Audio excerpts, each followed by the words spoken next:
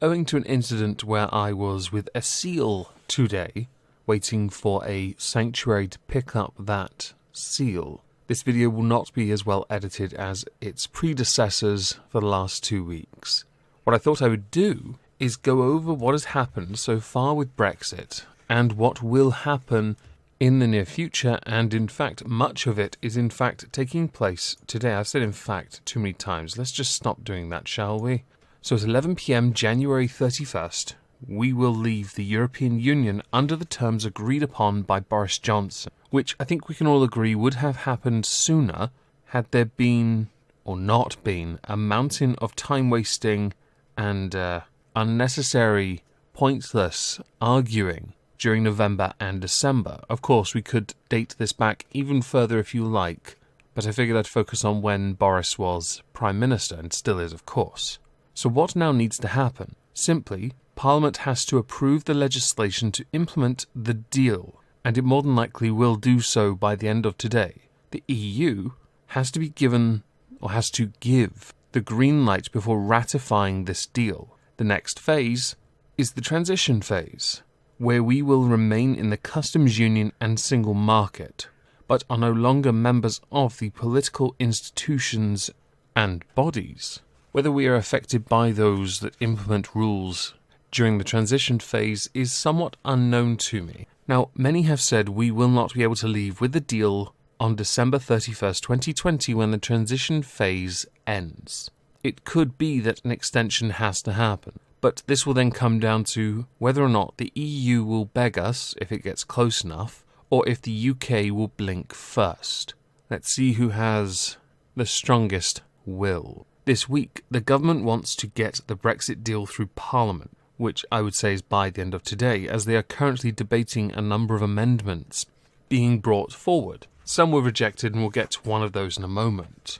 The current bill covers EU citizens' rights in the UK, the transition period, and among other key issues, the customs arrangements in Northern Ireland. It should be noted, acknowledged, recognised, or whatever you want to call it, the biggest problem we've had was not the rights of EU citizens residing in the UK, as there were systems for the most part already in place.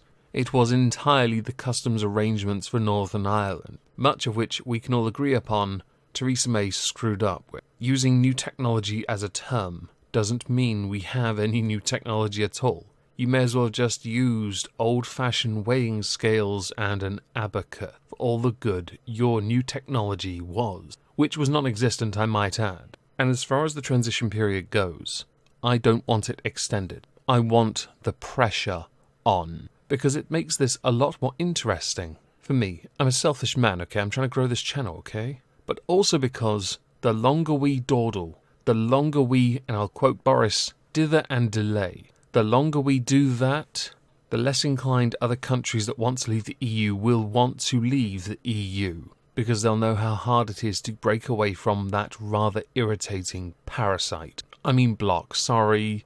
My Euroscepticism just kicked in for a moment there, I'm sorry. So, the number of amendments that have been brought forward, one of which I know was debated on today and I'll discuss tomorrow. Labour tried to table an amendment to give the right of permanent residence to EU citizens. Right, well, that was voted down. And there was an amendment to have Big Ben chime at the moment we leave, which sadly was not selected. I think, arguably, that is the single most important amendment to be brought forward to Parliament today. Now, since the Conservatives have won a majority, the bill goes through the Commons. If it is passed, which it will pass, trade talks begin within weeks of us leaving the EU. June 30th, 2020 is the deadline for extending the transition period. And the 31st of December, if a trade deal has been agreed, we start a new relationship with the EU. And if on the 31st of December it has not, we exit without a deal. I would like to see somewhat positive talks, constructive talks, and I would like to see us get a good deal for our country.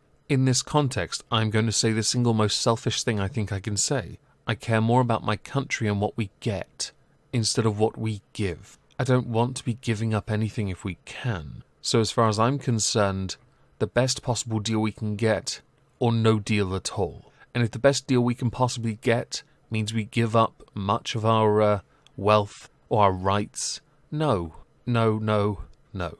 It will be, at that point, a failure on Boris Johnson and a blight on his political career.